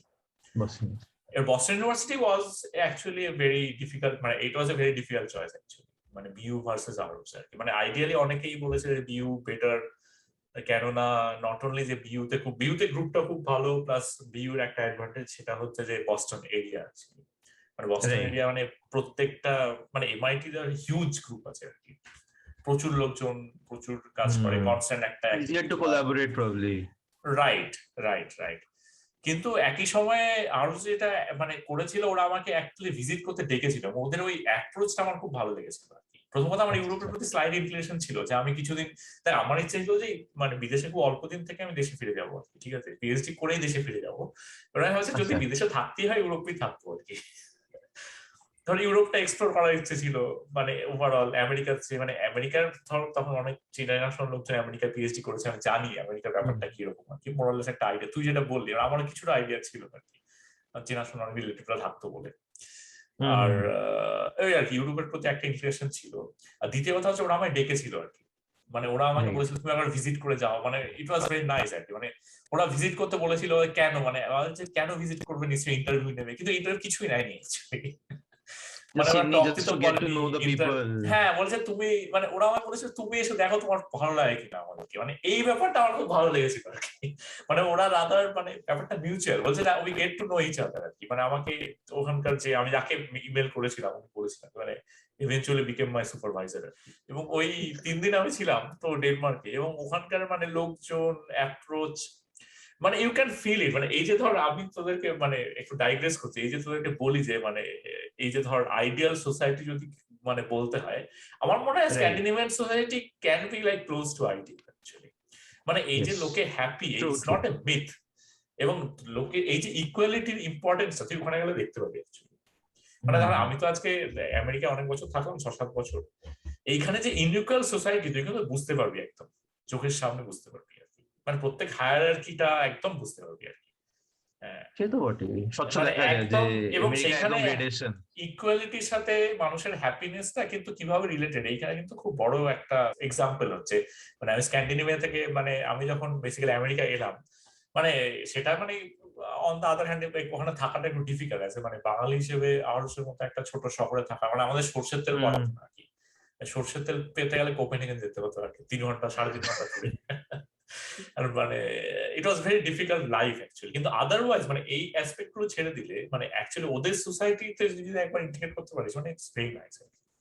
মানে আরো সে ধরেন আমি তারপরে আমার এক খুব ক্লোজ বন্ধু এখন এখন অ্যাকচুয়ালি আছে, মানে ও পিএইচডি করে এখনো পোস্ট ডক শেষ করেনি আর কি। তো ও প্রচন্ড হ্যাপি আর কি। মানে আমার মনে হয় যে ওই আর সবচেয়ে বড় গ্র্যাড স্কুলের যে কালচারটা, ঠিক আছে, মানে এই যে এত একটা তোর হ্যাপি কালচার, এটা ওদের তোর গ্রুপের মধ্যে ব্যাপারটা খুব রিফ্লেক্ট করে। রাইট প্রচন্ড একটা তোর মানে এনকারেজিং, মানে কোনো কিছুকেই তোর মানে তুই একটা কিছু বললি কোনো কিছুকেই তোর মানে ফেলে দেবে না। এবং ধর একটা মিটিং হচ্ছে সেখানে ধর সেক্রেটারি বা যে সেক্রেটারি আর যে ধর গ্রুপের হেড, মানে আমাদের গ্রুপের যে ডেনমার্কের প্রথম কথা আর হচ্ছে গ্রুপটা খুব বড়, মানে ওটাই ইউরোপের মানে সবচেয়ে বড় গ্রুপ বলা যায় আর কি আমার মনে হয়। মানে ওখানে ধর 4-5 জন, এখন 4-5 জন, তখন ধর 2 জন ফ্যাকাল্টি ছিল, এখন ধর মানে কনস্ট্যান্ট ধর 4-5 জন পোস্ট ডক থাকে, এখন আরো বেশি, এখন আরো আরো বেড়ে গেছে আর কি। মানে এখন 4-5 জন ফ্যাকাল্টি, 6-7 জন পোস্ট ডক এরকম হয়ে গেছে আর কি, 10-12 জন গ্র্যাড স্টুডেন্ট। তো এই প্রচন্ড ভাইব্রেন্ট এনভায়রনমেন্ট আর কি। অথচ সেরকম মানে অসম্ভব যে কম্পিটিটিভ সেটা নয়, যেটা আমি ইউএস সম্পর্কে তোকে বলেছি যে ইউএস একটা অসম্ভব কম্পিটিটিভ এনভায়রনমেন্ট থাকে এবং typical grad student is very depressed আর কি। মানে এইটা একটা ব্যাপার আর কি। আচ্ছা সৌমিকা, এটা একটা ইন্টারেস্টিং ডিটুর, মানে সৌমিক তোর কানাডা এক্সপিরিয়েন্স কেমন ছিল, and why Canada? This is very interesting. তুই ডিরেক্টলি পিএইচডি করতে কেন যাসনি? Why that MSc then a PhD?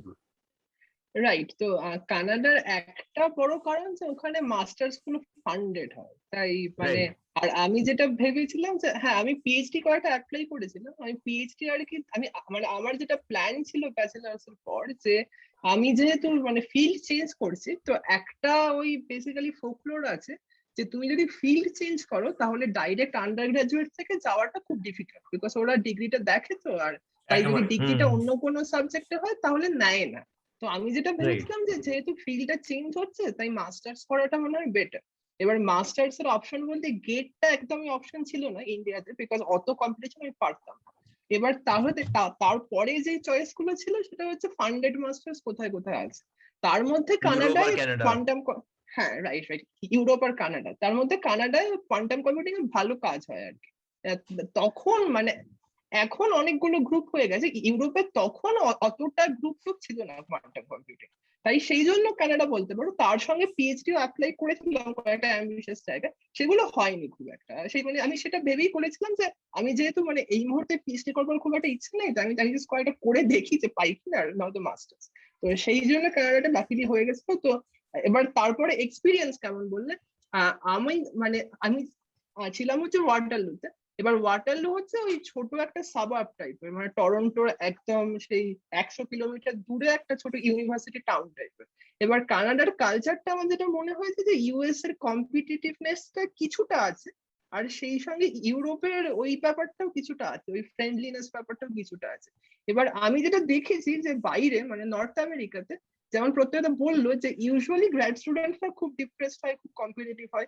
Engineering grad স্টুডেন্টদের আমি যা দেখেছি আমার কলেজে বা কানাডায় সব জায়গাতেই, সেখানে যেটা মানে যেটা মনে হয়েছে যে ইঞ্জিনিয়ারিং বা অ্যাপ্লাইড ফিল্ড গুলোয় ট্রিমেন্ডাস কম্পিটিশন। মানে আমি যেরকম দেখেছিলাম যে মানে ধরো যারা ফিজিক্স এর মানে ল্যাবে কাজ করতো আমাদের, আর তারা সেই 12 ঘন্টা বা 10 ঘন্টা তারা ল্যাবেই বসে থাকতো, উইকেন্ডেও ল্যাবে যেতে হতো, মানে তাদের মানে খুব খারাপ ওয়ার্ক। এটা তুই কানাডায় বলছিস মানে অলরেডি? কানাডায় রাইট রাইট। তো মানে এবার থিওরিতে একটা ভালো ব্যাপার হচ্ছে যে থিওরিতে আমি যেটা দেখেছি যে নর্থ আমেরিকাতেও হ্যাঁ ল্যাব ওয়ার্ক নেই, আর গ্রুপ গুলো অতটা মানে কম্পিটিটিভ বা অতটা আর কি মানে সেই কাটছট নয়।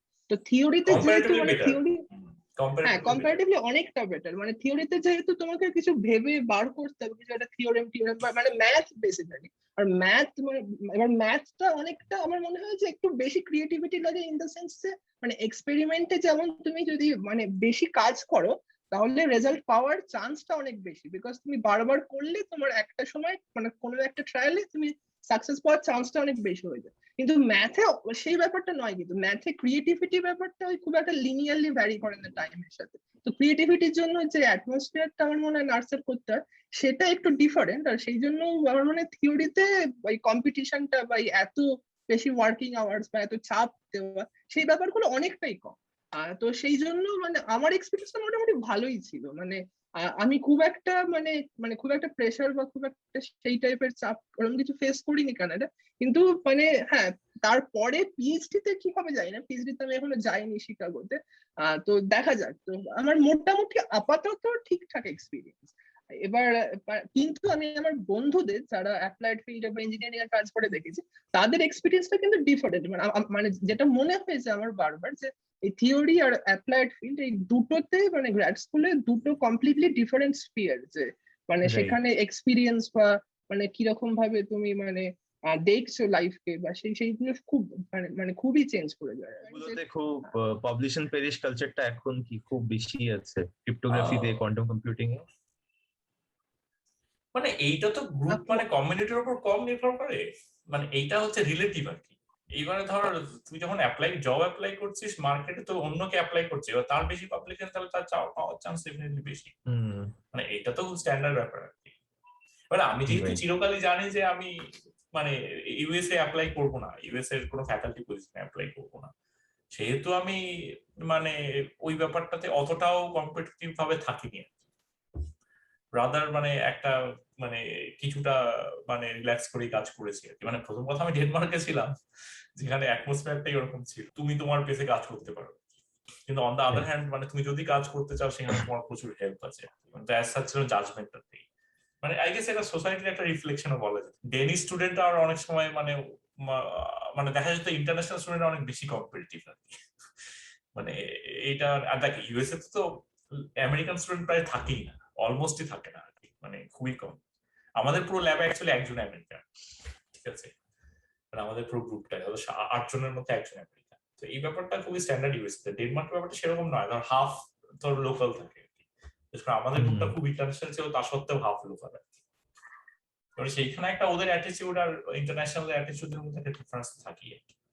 ডেনমার্কে আমি দেখেছি আরেকটা ব্যাপার, যে লোকজন ধর যারা খুব ভালো কাজও করে, কিন্তু মানে তারা খুবই ডাউন টু আর্থ হয়, ইন এ সেন্স দ্যাট মানে আমি একটা ছেলেকে চিনি যে মানে পরের পর বেস্ট পেপার পেলো যখন পিএইচডি স্টুডেন্টই ছিল, মানে ও ওখানেই থাকবে, ও ওখানে ছেড়ে যাবে না বলে ও একটা সফটওয়্যার কোম্পানিতে জয়েন করে যায়। কিন্তু তারপরে ও 1-2 বছর পরে আবার ওকে ইউনিভার্সিটি থেকে আমাদের পজিশন ওর জন্য স্পেশাল ক্রিয়েট করে বা অ্যাপ্লাই করে এখনো ফ্যাকাল্টি হয়ে গেছে। কিন্তু মানে দে আর ওকে উইথ ইট আর কি। মানে মানে ওইটাই নয় যে আমার গুগল স্কলার প্রোফাইলে আমার লাইফ নয়, এই জিনিসটা ওরা ভালো বোঝে, এই ফিলোসফিক্যাল ব্যাপারটা আছে। এবার আমাদের যে গ্রুপের হেড ছিলেন আর কি, মানে উনি প্রচন্ড সাকসেসফুল একাডেমিশিয়ান, মানে যে বলেছিলাম যে মার্কলে ডামগার্ড, উনি হচ্ছে ইভান ডামগার্ড আর কি। তো উনি আমার মিউজিশিয়ান আর কি, মানে উনি মানে মিউজিক কনফারেন্সে যান, মানে মিউজিক ক্রিয়েট করেন এবং তাতেও অ্যাওয়ার্ড ফ্যাওয়ার্ড জিতেছেন আর কি। মানে ওই ব্যাপারটা আছে আর কি। এই ব্যাপারটা আমার খুব মানে খুব ডিফারেন্স। আমি ডেনমার্কে যাওয়ার জন্য খুবই হ্যাপি আর কি, যে আমি অ্যাট দ্যাট পয়েন্ট ওই ডিসিশনটা নিয়েছিলাম বিইউতে না গিয়ে, মানে সেটার জন্য আমি খুবই হ্যাপি। এখন তোকে ওই জায়গায় ডিসিশন নিতে বলা হলো, সাপোজ তুই ক্লাস 12 থেকে বেরোচ্ছিস, মানে এই জীবনটা তোর কি মনে হয় যে এই মুহূর্তে যদি তুই এই মানে টাইম মেশিনে ব্যাক করতে পারিস, তাহলে তুই কি চুজ করবি? সিনজয়? আমি অঙ্ক নিয়ে পড়াশোনা করতাম। মানে ম্যাথমেটিক্সে ইদার অঙ্ক নাহলে ইংলিশ, ইংরেজি নাহলে অঙ্ক, দুটোর মধ্যে কোনো একটা নিয়ে পড়াশোনা করতাম। আর আমি আইডিয়ালি অঙ্ক নিয়ে পড়লে হয়তো পিএইচডি করতাম, আমি ফ্যাকাল্টি হতাম, আমি পড়াতাম, আমি যদি অঙ্ক নিয়ে পড়াশোনা করতাম। ইন্টারেস্টিং। মানে এই ব্যাপারটা তোর কেন, মানে তোর এখন মনে হয় যে তোর অঙ্কের সাথে একটা স্পেশাল রিলেশনশিপ আছে, মানে আমি অঙ্ক ভালোবাসি, আমি যেটা বুঝি যে আমি অঙ্ক সত্যি ভালোবাসি। মানে আমার মনে হয় পিএইচডি সেই সাবজেক্টেই করা যায় যেটা পড়ার সময় বা যেটাকে চর্চা করার সময় you feel like you are relaxing. যদি কোনো একটা সাবজেক্ট নিয়ে চর্চা করার সময় ইউ ফিল না যে না this is my way to distress, ওইটা নিয়ে রিসার্চ করা যায়। হ্যাঁ, এখন এটা একটা ইম্পর্টেন্ট পয়েন্ট, হয়তো আমি রিসার্চ করি না সাবজেক্টটা নিয়ে, তাই জন্যই আমার জন্য ওটা স্ট্রেসফুল লাগে না। আমি যদি রিসার্চ করতে শুরু করতাম ওটা খুব স্ট্রেসফুল লাগতো। 24 ঘন্টা তুই যদি এই জিনিসটা নিয়ে করিস, আগে সৌমিককে জিতে, মানে সৌমিক অ্যাকচুয়ালি খুবই রিসেন্ট ব্যাপারটা আছে, তো আই গেস ওর ক্ষেত্রে হয়তো খুব একটা ডিফারেন্স হবে না, বাট স্টিল তোর কি মনে হয়? আমি যদি 2014 ব্যাক করতাম তাহলে আমার মোস্ট প্রবাবলি ইঞ্জিনিয়ারিং ই থাকতো চয়েস হিসেবে। বিকজ আমি যেটা মানে আমি ম্যাথ বা মানে পিওর সায়েন্স নিয়ে, ম্যাথ আমার খুব ভালো লাগে, কিন্তু যেমন মানে থিওরি সিএস এর প্রায় সবই ম্যাথ বলতে পারো, কিন্তু ম্যাথ নিয়ে পড়ার মতো মানে ওই মানে সাহসটা সেটা আমি দেখাতে পারতাম না। বিকজ মানে আমি যেটা দেখেছি যে ইন্ডিয়াতে স্পেশালি যে ওই পিওর সায়েন্স পড়লে একটা লেভেল পরে ওই মানে যা যা চয়েস থাকবে তোমার সেই স্পেসটা অনেকটা শ্রিঙ্ক করে যায়। সেই ব্যাপারটা আমার ব্যাক অফ দ্য মাইন্ড যেই মুহূর্তে ঢুকে গেছিল সেই মুহূর্ত থেকে আমার একটু মানে চাপ লেগেছিল আর কি, যে পিওর সায়েন্সে যাওয়ার। মানে এই যাওয়ার মানে প্রসপেক্ট নিয়ে। কিন্তু আমি যেটা করতাম ডিফারেন্ট সেটা হলো আমি মানে ইঞ্জিনিয়ারিং পড়লেও এই 4 বছরে আরো অনেক কিছু এক্সপ্লোর করতাম, মানে আর্টস বা হিউম্যানিটিজ একটা মাইনর থাকলে খুব ভালো হতো। যাদবপুরে সেই রাইট মাইনর সিস্টেমটা নেই। আমি শুনেছি যে বিটস বা আরো বিভিন্ন ইঞ্জিনিয়ারিং কলেজে এই মাইনর সিস্টেমটা শুরু করেছে। বিটসে যেমন শুনেছি ফিল্ম স্টাডিজ নিয়ে মাইনর করা যায়, বা হিউম্যানিটিস এর আরো বিভিন্ন জিনিসপত্র নিয়ে মাইনর করা যায়। তো আমি আইডিয়ালি ইঞ্জিনিয়ারিং হয়তো করতাম, হয়তো সিএস বা ওরকম কিছু করতাম, আর মাইনর হিসেবে নিতাম হচ্ছে ধরো হিস্ট্রি বা ইংলিশ বা ফিল্ম স্টাডিজ এর মধ্যে কিছু একটা। ইন্টারেস্টিং। না, আমাকে একই প্রশ্ন করলে আমি বলবো যে আমি ইকোনমিক্স পড়তাম। মানে যখন আমি নিজের রিসার্চ দেখি, ধর আমি তো অনেক ধরে ক্রিপ্টোগ্রাফি রিসার্চ করছি, বাট এট সাম পয়েন্ট মানে এই ক্রাইসিসটা হয় যে মানে রিসার্চ করছি ঠিকই, কিন্তু সেসব সোসাইটিতে কি impact, you are not touching human lives, যেটা ইকোনমিক্স এর ক্ষেত্রে Exactly. বা ফাইন্যান্সের ক্ষেত্রে you are touching human lives and day to day transaction, যেটা রাইট আমার যেটা মনে হয় ইঞ্জিনিয়ারিং এর রিসার্চের একটা নট ড্রব্যাক অ্যাজ সাচ, ওই ডিরেক্ট অ্যাপ্লিকেবিলিটিটা দেখা যায় না, স্পেশালি যে সাবজেক্টটা খুব অ্যাবস্ট্রাক্ট হয়, অ্যাপ্লিকেবিলিটিটা দেখা মুশকিল, ভিজুয়ালাইজ করা মুশকিল। Obviously everything has an ultimate মানে অ্যাপ্লিকেশন। এইবার ব্যাপারটা যদি কাদেরকে মানে কাদের লাইফে ইম্প্যাক্ট করছে সেটাও ইম্পর্টেন্ট। মানে হ্যাঁ, সাপোজ fair তুই enough. যখন একটা বই পড়িস, ধর পুর ইকোনমিক্স, অভিজিৎ ব্যানার্জির স্থান টুকলোর বই, তুই ব্যাপারটা পড়ে বুঝতে পারবি যে এই লোকটা নিয়ে রিসার্চ করেছে, বা এই যে কার্তিক মুরলীধরনের যে কাজগুলো মানে এতটা বেশি মানে চেঞ্জিং, মানে আমি জানি না ও আলটিমেটলি কতটা এগুলো পুশ করতে পারবে কি পারবে না, সেটা প্রশ্ন পড়ে আসি, কিন্তু ও যে কাজটা করে গেল সেই কাজগুলো এত রিলেভেন্ট আর কি। মানে এতটা মানে কাদের লাইফে, মানে যারা সোসাইটিতে সবচেয়ে ডিপ্রাইভ, মানুষের অ্যানালিটিক্যাল স্কিল বা যেটাকে আইকিউ বলে, সেটা ধর বিভিন্ন মানুষের বিভিন্ন রকম আছে। এবার সেই আইকিউটা নিয়ে আমি কি করছি সেটা ইম্পর্টেন্ট। এবারে আমরা যদি আমাদের ফিল্ডে কনস্ট্যান্টলি মানে জাস্ট ধর প্রত্যেকটা রিসার্চেরই একটা পার্ট আছে যেটা হচ্ছে কিউরিওসিটি, মানে just for the sake of it you do it, ঠিক আছে, there is no harm in it, মানে এটা করতেই পারিস আর কি। আরেকটা পার্ট শুড বি যে তার একটা সেকশনে যে how it is impacting society বা লাইফ বা কাদের আর কি।